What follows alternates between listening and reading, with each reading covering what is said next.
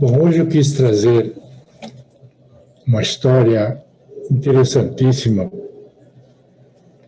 para fugir um pouco do lugar comum de Kardec,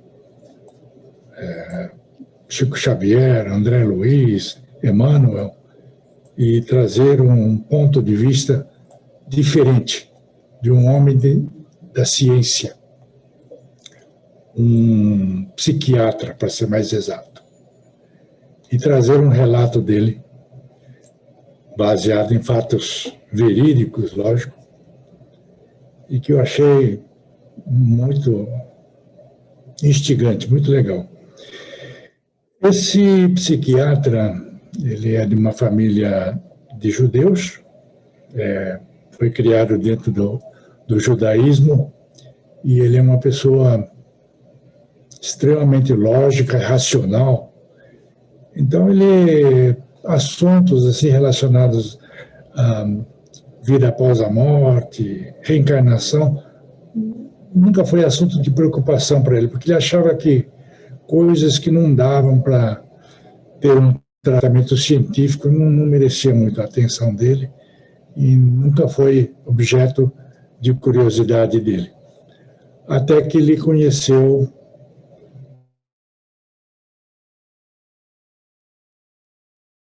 ele teve essa experiência incrível. O nome dela era Catherine, nascida no interior de Massachusetts, um estado no nordeste dos Estados Unidos, onde fica Boston, e ela foi criada dentro do catolicismo, e reencarnação nunca fez parte das crenças dela, nem das preocupações dela. E o ambiente onde ela cresceu não era muito salutar, não era um ambiente que ela gostava muito. Ela tinha um pai alcoólatra, a mãe era depressiva, havia muita briga entre os dois, então o ambiente era meio tóxico. Então ela não via a hora de poder se mudar para algum outro lugar fora de casa. Então, quando ela terminou o colégio, ela fez um curso técnico e se formou laboratorista, com 21 anos. E aí ela conseguiu um emprego em Miami. E aí ela falou, é para lá mesmo que eu vou. E aceitou o emprego e se mudou para Miami. E foi trabalhar num hospital universitário. Quando ela estava com 27 anos, ela procurou um tratamento psiquiátrico por insistência dos colegas dela, porque ela estava sofrendo muito. Ela tinha problemas terríveis. E ela conhecia vários médicos lá do hospital, então eles diziam, vai lá no departamento de psiquiatria, vai procurar o psiquiatra lá que ele pode te ajudar. E ela hesitou um bocado por um bom tempo, mas até que ela resolveu fazer o tratamento. Mas por quê? Qual que era o problema dela? Ela tinha crises de pânico e diversos tipos de fobia que atormentavam a vida dela. Ela tinha medo, assim, medo da água, medo de avião, tinha medo do escuro, pavor de morrer, tinha medo de engasgar. Nunca ouvi falar nisso. E ela não tomava comprimidos com medo de engasgar. E olha só, dormia no armário embutido para se sentir mais segura. E tinha crises também de insônia, tinha uma dificuldade tremenda para dormir e levava 2 a 3 horas para conseguir pegar no sono, e mesmo assim era sono leve, ela acordava toda hora, tinha muitos pesadelos repetitivos. Ninguém pode ser feliz assim, né? Então ela vivia muito ansiosa, muito nervosa e resolveu então procurar esse psiquiatra E esse psiquiatra, ele conta que ela estava esperando do lado de fora, no corredor, do lado de fora do consultório, e ela andava de um lado para o outro, de um lado para o outro, mexendo as mãos assim, tentando decidir se ia mesmo ou ia desistir. E aí resolveu entrar, sentou na sala de espera, pegou uma revista e começou a folhear rápido, não estava nem vendo direito. Aí ele entrou, foi cumprimentar, ela se apresentou. E quando segurou na mão dela, ela já com a mão fria e úmida. E deu para perceber que ela estava a ponto de explodir, com extrema ansiedade. Aí ele levou para o consultório, começaram a conversar e ela contou todos os problemas dela. E começaram um tratamento. E ficou durante 1 ano e meio um tratamento convencional e não estava resolvendo. Pô, 1 ano e meio já era um bocado de tempo, então o médico resolveu mudar um pouco a abordagem. E falou: Catherine, vamos fazer tratamento por hipnose? Vou te hipnotizar e quem sabe assim você consiga lembrar de coisas que você já esqueceu, lembranças que você reprimiu e não quer acessar e coisas assim. Quem sabe estejam aí seus problemas, né?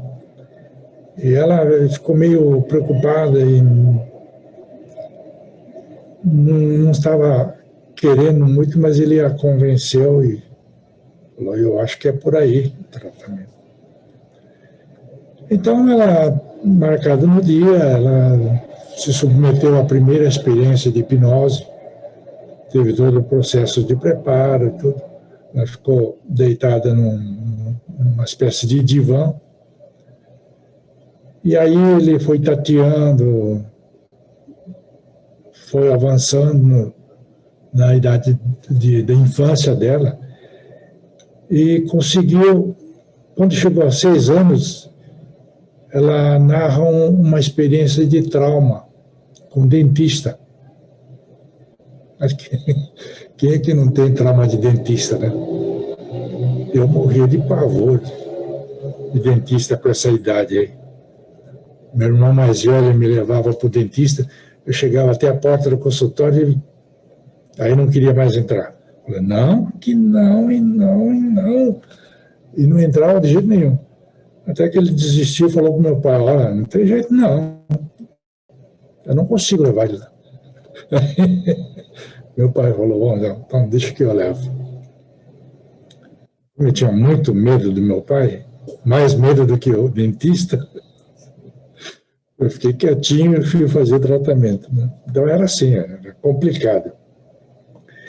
Bom, ele foi voltando um pouco mais para trás, aí com 5 anos ela se recordou que estava brincando um dia na piscina, no trampolim, e alguém chegou por trás e empurrou, e ela caiu dentro da piscina, engoliu água e se assustou, entrou em pânico, e foi um auê danado, tiraram ela da água e foi um horror. E aí ele foi voltando um pouco mais na idade, e quando chegou aos 3 anos, aconteceu uma coisa que foi grave. Ela se lembrou que uma noite ela acordou de repente no escuro e estava o pai dela do lado assim da cama. E ele começou a apalpá-la. E quando ele tocou as partes íntimas dela, ela se entrou levou um susto e começou a chorar. Aí ele pôs a mão na boca dela para não fazer barulho. E aí ela não conseguia respirar. E começou a debater e foi aquele medo. E ela começou a se agitar, inclusive, no divã. E aí o psiquiatra, percebendo isso, acalmou, falou: olha, você está em segurança, não tem problema nenhum, acalme-se, fique tranquila. Aí ele fez uma sugestão pós-hipnose para que ela retivesse essas recordações para que pudesse trabalhar a aceitação desses fatos de tal forma que ela se livrasse de qualquer trauma que pudesse ter ficado. E aí ele tirou ela do transe e teve uma longa conversa com ela para ela se acalmar. Especialmente esse último incidente dos 3 anos, e dizendo que para ela assimilar isso e que atualmente já não apresentava mais nenhuma ameaça, e para ela aceitar. E mesmo assim ela saiu tremendo do consultório, e ele marcou a consulta para a semana seguinte, e quando ela saiu ele falou: nós acho que descobrimos alguma coisa importante, que essas coisas de 6 anos, 5 anos e 3 anos que eles descobriram, talvez esses fossem os motivos dos traumas todos dela. Então estava com grande esperança que na consulta seguinte ela tivesse apresentado alguma melhoria significativa. E aí, quando chegou o dia da consulta, ele falou: e aí, como é que estão as coisas? Ela falou: doutor, não melhorei nada, continua tudo a mesma coisa, eu estou com os mesmos problemas, continua tudo igual. Ela falou: mas como assim? Não melhorou nada? Ela falou: não. Está tudo aí, os problemas. Aí ele pensou e começou uma nova sessão de hipnose, e ele foi retroagindo um pouco mais e chegou até 2 anos de idade. Mas aí, com 2 anos, ela não teve nenhum fato significativo que pudesse justificar algum trauma. Então ele pensou e falou: bom, então vamos tentar localizar, em vez de ficar por tentativa e erro, vamos fazer o seguinte. Ele disse: volte para a época em que surgiram os sintomas. E foi aí que ele tomou um grande susto. Por quê? Porque ela começou a descrever um lugar e falou: eu estou vendo uma escadaria de pedra branca, vai até um prédio cheio de colunas, está aberto na parte da frente, não tem portas, é assim, assim, assim, assado. Começou a dar detalhes do lugar, descreveu um ambiente de mercado ali que estava acontecendo, uma série de coisas vendendo ali, cestas para transportar frutas, verduras, outras coisas. E ela foi descrevendo as coisas em tamanho detalhe que o psiquiatra falou: mas o que é isso, né? Está acontecendo. E aí ela descreveu onde ela morava, e a comida ali sendo preparada. E ela falou o seguinte: meu nome é Aronda, eu tenho 25 anos. E eu estou com minha filha, ela se chama Cleastra. Depois ela pensou e falou: ela é a Rachel, minha sobrinha. Quer dizer, ela tinha uma sobrinha na época atual que se chamava Rachel, e com a qual se davam maravilhosamente bem. Elas se combinavam e eram muito próximos. E ela disse o seguinte: nós estamos em 1863 a.C. E foi então que ela foi apanhada por um tsunami que surgiu do nada, uma coisa pavorosa, destruiu a aldeia, derrubou árvores, e ela falou: a água era salgada, lógico, devia ser algum lugar próximo do mar, e arrastou ela naquele turbilhão de água e arrancou ela de onde estava, e a filha dela foi arrancada dos braços dela, e então ela começou a se afogar e sentiu aquele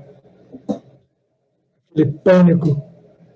E então o médico falou: calma, calma, que você não está mais vivendo essa situação, né? Pode se acalmar. Aí ela se acalmou e falou: a minha filha está aqui comigo. E tem as pessoas da aldeia também estão aqui. Aí o médico falou: mas onde é que você está? Ela falou: eu não sei. Eu estou vendo nuvens aqui. Está tudo calmo e parado. Aí ela parou de falar e ficou quietinha, tranquila, estava repousando. E em seguida ela falou: nós estamos em 1756. Meu nome é Luísa, eu sou espanhola, 56 anos de idade. E engraçado, nessa época ela foi prostituta, mas enquanto ela estava hipnotizada, ela não disse nada. Ela só admitiu, quando saiu da hipnose, ela, conversando com o psiquiatra, ela falou: olha, fiquei tão constrangida que eu não falei, mas naquela experiência da Luísa espanhola, eu era prostituta. E ela estava vivendo um surto de alguma doença lá, e estava morrendo muita gente. E ela estava se sentindo muito mal, estava com febre, passando mal. E ela se lembrou que a doença vinha da água contaminada por alguma coisa. E ela dizia: os médicos não sabem que é a água que está provocando isso. E aí o médico, de repente, perguntou: por acaso eu estou aí, em algum lugar? Aí ela parou o que estava falando e falou: você é meu professor, e seu nome é Diógenes, você tem cabelo branco, você é o homem dos papiros, não, como é que chama? Pergaminhos, cheio dos pergaminhos, e você é meu professor e me ensina. Você conhece muita coisa. Nós estamos em 1568 a.C. Provavelmente esse Diógenes devia ser algum nome relativamente comum, porque não é o Diógenes do filósofo, né? Porque o filósofo Diógenes era do quarto século antes de Cristo. E ela dizia que estava em 1568. Bom, aí a sessão terminou, ela foi embora e ele ficou assim, intrigado: mas o que foi isso, meu Deus do céu? Será que ela está fantasiando tudo isso? Ele falou: não pode ser, porque com tanta experiência que ele tinha de terapia, se ela estivesse fantasiando, eu saberia. Então ele considerou o seguinte: será que esquizofrenia? Ele falou: não. Ela não apresenta nenhum distúrbio cognitivo, nenhuma confusão de pensamento. Pode ser esquizofrenia. Ela não tinha alucinações nem auditivas, nem visuais, ou seja, ela não ouvia coisas e não via coisas também. Ela não delirava, nem se desligava da realidade.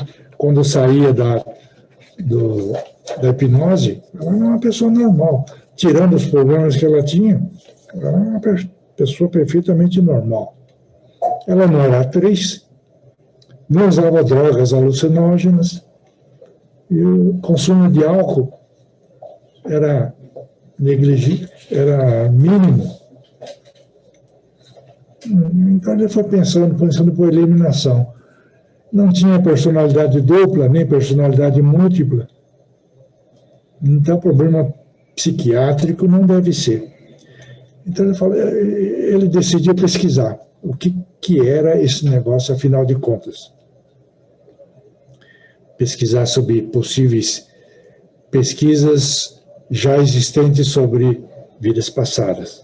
Aí ele buscando, ele encontrou um trabalho do Dr. Raymond Moody sobre EQM, experiência de quase morte e vidas após a morte, encontrou um trabalho do Dr. Ian Stevenson, professor de psiquiatria da Universidade de Virgínia.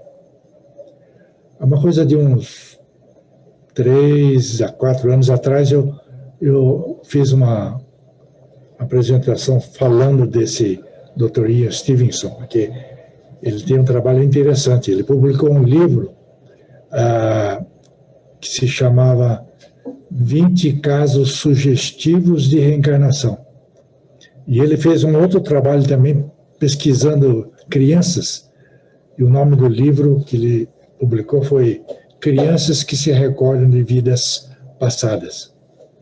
E nesse trabalho ele encontrou vários casos de xenoglossia, ou seja, crianças que sabiam falar línguas estrangeiras, sem nunca terem tido contato com essa língua. Sabiam falar. E então ele tinha uma equipe de quase 20 assistentes que faziam o seguinte, faziam uma espécie de anamnese, um questionário bem detalhado sobre a criança que dizia que se recordava de vidas passadas, perguntando assim, bom, qual que era o seu nome que você se lembra da vida passada? Então, meu nome é tal, quem eram seus pais? Tais e tais. Onde você morava? Eles anotavam. Onde você estudou? Em que escola você estudou? Onde você trabalhava? Quais eram os parentes seus e quais os amigos possíveis aí que ele podia lembrar? Eles anotavam tudo isso. E isso formava, então, na ciência considerada a hipótese. E aí, então, a hipótese tinha que ser testada. E esse teste era o seguinte, essa equipe viajar para o local onde a criança havia dito que havia vivido, e lá iam verificar se encontravam nos registros, nos registros públicos, o registro do nome daquela pessoa, os parentes, localizar parente, a escola, onde tinha trabalhado e assim por diante, e pessoas que se lembravam dela.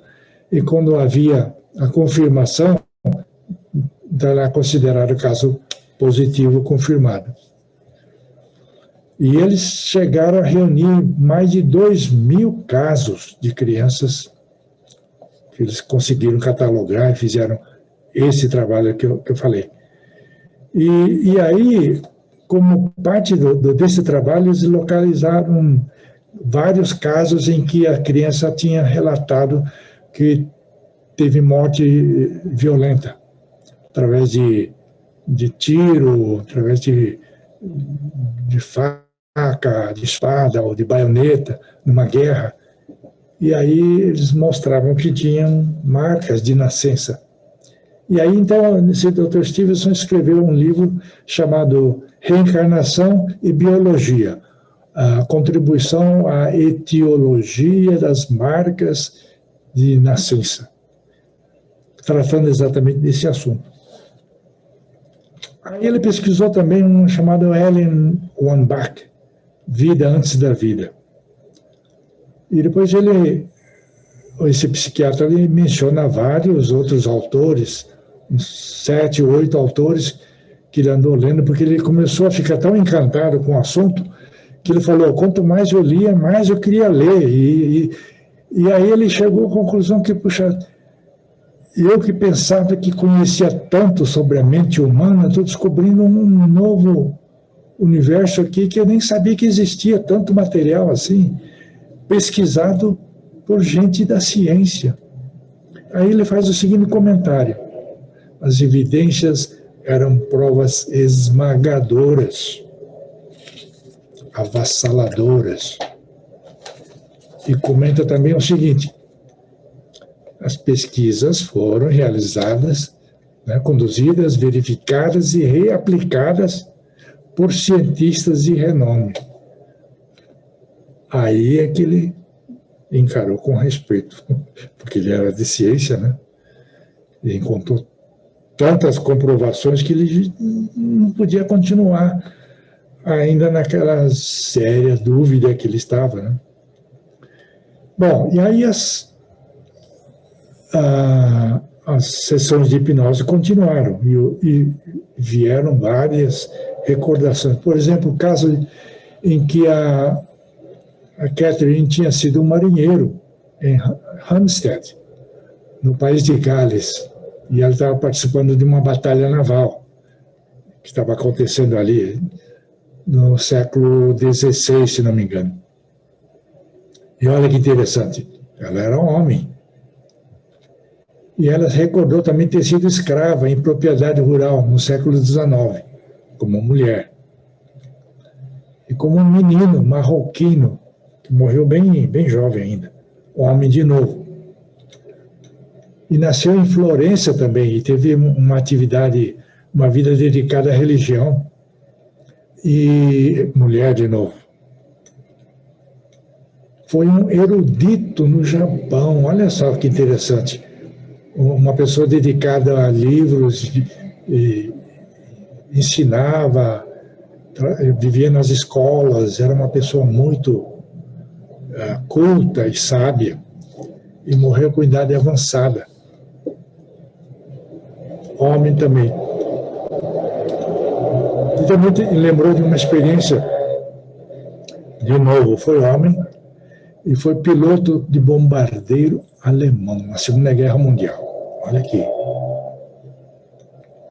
O pulo que ela dava de um lugar para o outro, né? E nessa experiência como piloto, na Segunda Guerra, antes de estourar a guerra, ela se recordou de uma cena que está ela, a esposa, ela não, quer dizer, ele, né, que era como homem, ele com a esposa e uma filha. E aí ele pensou e falou, ela se chama Margot. E depois ela lembrou, olhou bem para ela, ela falou, ela é a Judy. E Judy, na vida presente, era a melhor amiga dela. Lá ainda trabalhava no hospital universitário também, eram colegas. E ela contou que assim que se encontraram, teve conexão imediata. E hoje é a melhor amiga dela. E nessa existência fui filha.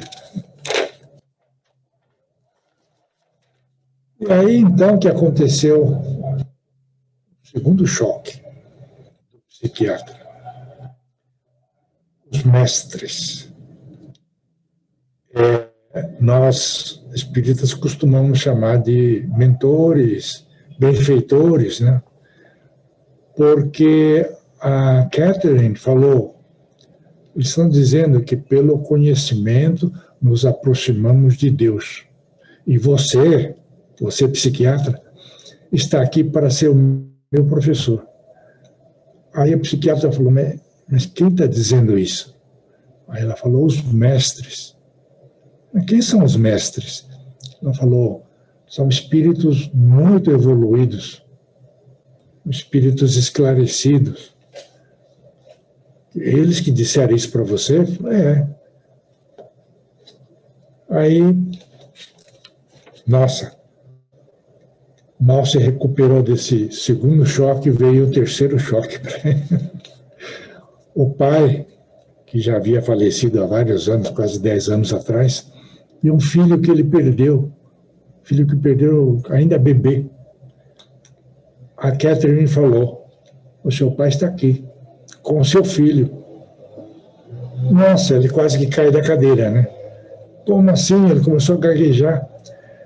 Aí ele disse que você vai reconhecer.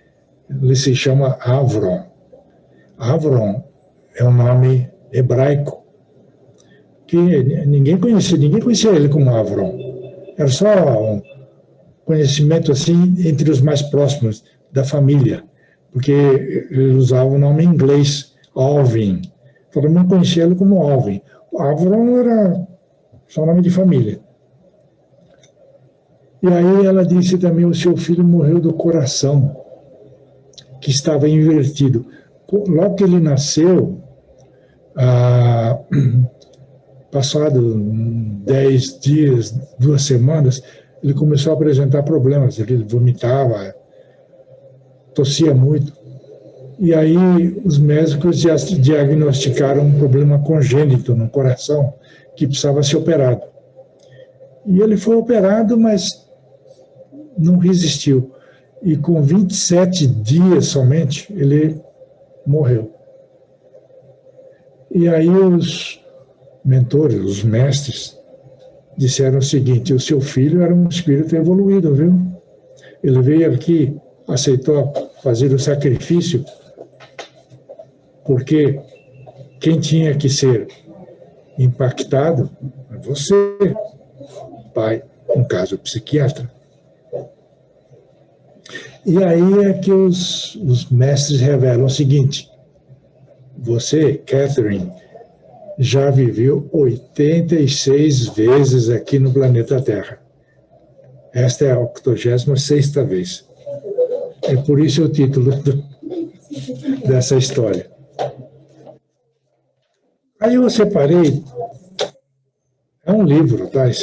Tudo isso que eu estou contando. Então eu separei 3 aspectos que eu achei que valia a pena a gente comentar. O psiquiatra havia lido recentemente uma matéria publicada, não sei quem era o autor, mas ele leu um trabalho falando sobre eu superior, ou grande eu, que no caso seria o seguinte: é a capacidade que as pessoas em estado alterado de consciência tinha de, quando estão vivendo uma cena, recordando alguma coisa no passado, poder analisar aquela experiência mais distanciada, como se fosse uma terceira pessoa observando uma outra pessoa, para ter uma análise mais isenta, mais assim, sem estar sendo o protagonista do acontecimento. E ele chamou de grande eu. Aí, então, teve uma passagem onde a Catherine volta de novo para a infância dela mesma e fala que ela está com 5 ou 6 anos de idade e o pai dela está batendo nela com um bastão. E aí ela está choramingando com voz de criança e fala: meu pai está me batendo, dói tanto, por que ele faz isso? E estava choramingando. Aí, então, o psiquiatra lembrou-se desse artigo que ele leu e disse o seguinte para ela: Catherine, por que será que seu pai está tendo esse tipo de comportamento? Aí ela parou de falar como criança e assumiu a voz normal dela de adulta e falou: é porque eu fui uma filha indesejada, eles não esperavam, eu vim sem ser planejado, então eu estraguei os planos dos meus pais e eles guardaram essa frustração. E no caso do meu pai, ele ainda sente muita vergonha daquele episódio quando eu tinha 3 anos, em que ele me molestou, e ele desconta em mim. No caso do meu irmão, é pior ainda, porque a minha mãe, quando engravidou dele, ela não era casada ainda. Então eles tiveram que mudar os planos de vida deles e tiveram que casar, porque havia engravidado. Então ele foi mais rejeitado ainda do que eu. E aí, quando ela sai do transe hipnótico, ela resolve conferir se assunto. Eu não sabia disso. E pergunta para a mãe, liga para ela, pergunta: é verdade isso? Você estava grávida eu não lembro o nome do irmão dela, antes de você casar? E ela falou: não estava. Não sabia. Bastante curioso isso, né? Outra coisa que merece comentário é o seguinte: o psiquiatra observou o seguinte: um grande abismo existia entre o intelecto consciente da Catherine e o que ele chamou de superconsciente em transe. Ou seja, quando ela estava hipnotizada era uma coisa, e quando ela estava consciente, pessoa normal, era outra coisa, porque enquanto ela estava hipnotizada, quando não estava recordando de alguma vida passada, eles conseguiam conversar, e ela tinha um grande intelecto, um nível de conhecimento admirável. Ele conseguia até conversar assuntos ligados à filosofia e assuntos de alto grau, como se costuma dizer, e em estado consciente ela não tinha esse nível de conhecimento todo. Então, aqui eu abrindo um parênteses e recorrendo um pouquinho a Kardec, quem estudou o livro dos médiuns deve se lembrar que tem uma seção lá que fala de mediunidade sonambúlica, e quando a pessoa está em estado sonambúlico, ele entra em emancipação, consegue acessar o mundo espiritual como espírito e, portanto, consegue ter acesso a todo o conhecimento anímico que ele acumulou nas outras vidas, e usando esse conhecimento ele consegue fazer coisas que em estado consciente ele não conseguiria. Então, Kardec menciona o exemplo de um rapaz que tinha 14 para 15 anos e que ele era uma pessoa de pouca instrução e tinha um intelecto medíocre.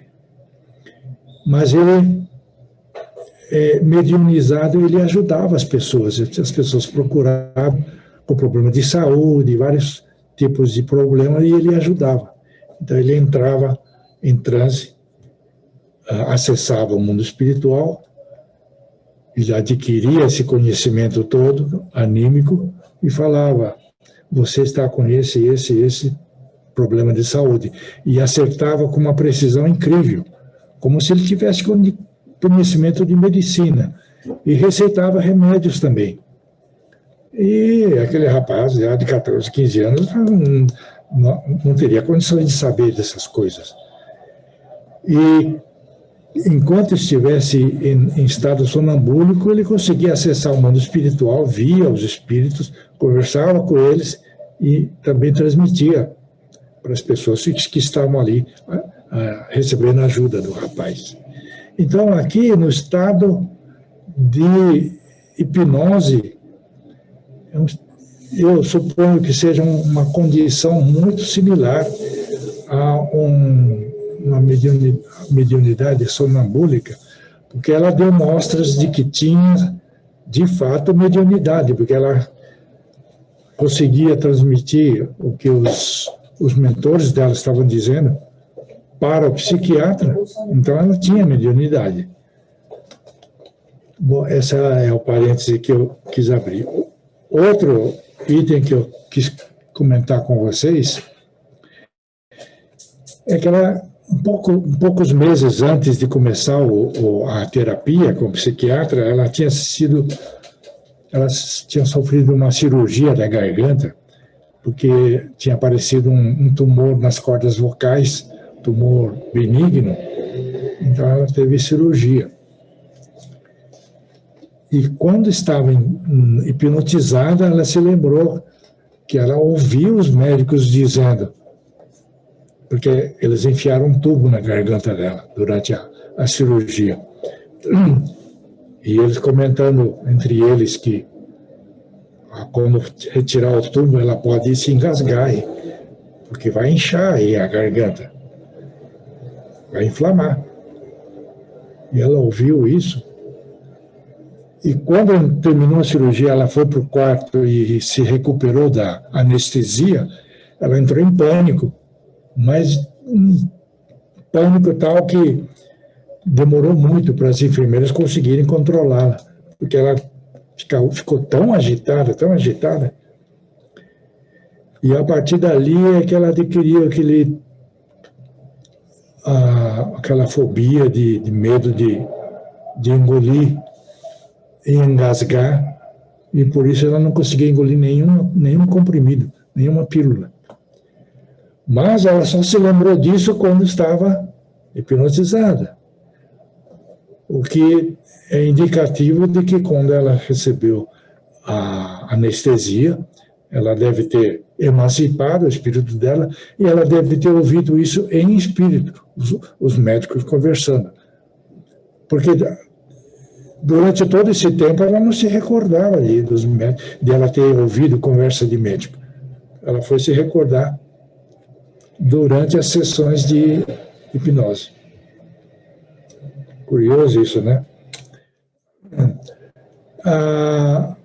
O psiquiatra teve a oportunidade, por intermédio da Catherine, ter muita conversa com os mestres, mas como aqui não é o objeto dessa apresentação, dizer o que eles conversaram, porque tem várias coisas muito interessantes lá e muito em cima também da doutrina. Por exemplo, eu pensei só alguns casos, tá, para não alongar muito. O psiquiatra perguntou: nós escolhemos o momento e a maneira de nascermos e morrermos? Aí um dos mestres respondeu: sim, nós podemos escolher o momento de nascer e nós temos a intuição de quando as coisas que tínhamos que fazer aqui já foram feitas. E quando a gente fica sabendo que não tem mais nada a ser alcançado nessa vida. Então, a gente tem a intuição de que é o momento de partir.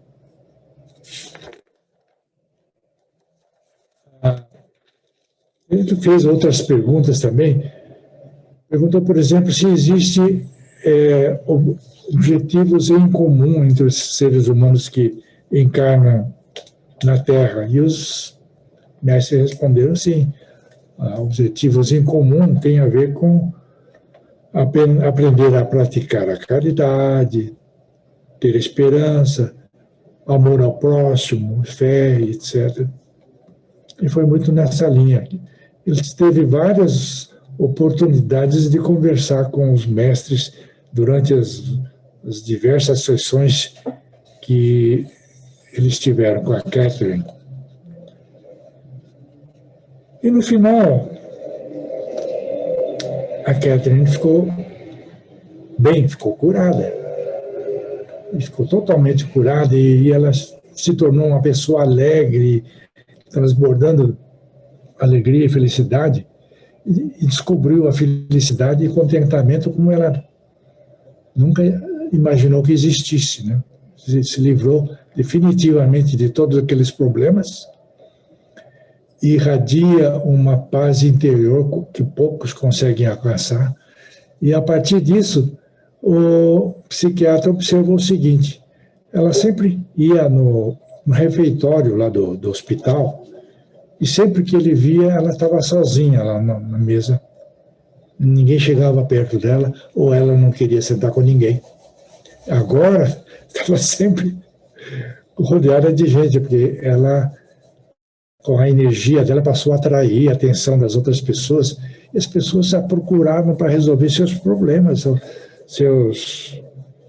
especialmente as pessoas que estavam vivendo a iminência de morte de algum parente próximo, ou então estavam vivendo a fase terminal de alguma doença, e ela ajudava, contava as experiências dela, contava do que espera a gente do outro lado, que a vida não termina aqui, né? Que ela viveu 86 vezes, quer dizer, não há muito motivo para continuar tendo medo de ir para o outro lado, né? Então, dessa forma, ela consolava as pessoas, coisa que jamais ela teria condições quando estava vivendo os problemas dela. E olha só que interessante, o psiquiatra também, ele falou que a vida dele mudou tão drasticamente quanto a da Catherine, porque ele agora passou a ser uma pessoa mais intuitiva, humanística, ele passou a praticar meditação, ele tem mais empatia, especialmente com os pacientes, ele passou a identificar quando as pessoas teriam problemas que possivelmente envolviam vidas anteriores para praticar a sessão de hipnose e regressão como parte do tratamento e resolvia muito mais assim efetivamente do que um tratamento convencional. Ele passou a ser uma pessoa muito mais paciente, não só assim com as pessoas de um modo geral, mas com os filhos, com a família, com os amigos. E passou a ter muito mais amor também, como ser humano. E, não falei nada, o nome desse psiquiatra, vocês devem estar curiosos, é o Dr. Brian Weiss. Ele acho que tem 2 anos mais que eu. Então, supostamente está vivo ainda. Ele é diretor do Departamento de Psiquiatria do Mount Sinai Medical Center, o Monte Sinai, né? Ele é formado pela Universidade de Columbia e pela Faculdade de Medicina de Yale. Chefe de psiquiatria do Hospital Universitário de Miami, onde a Catherine trabalhava. E esse relato todo, olha, foi só uma pincelada muito ligeira, tá? Eu pulei muito, porque não ia caber numa apresentação assim rápida, né? É esse livro aqui. Muitas vidas e muitos mestres. Olha só esse selinho aqui no canto inferior, 500 mil. Foi um best-seller, vendeu 500 mil de unidades aqui, só aqui no Brasil. E lá nos Estados Unidos e outros países, vendeu mais de 2 milhões de unidades. E depois ele escreveu esse livro também, Muitas Vidas, Uma Só Alma. E esse outro livro aqui também, sobre meditação. E ele continua escrevendo, e até onde eu sei, ele ainda continua sendo conferencista, palestrante, fala muito ainda sobre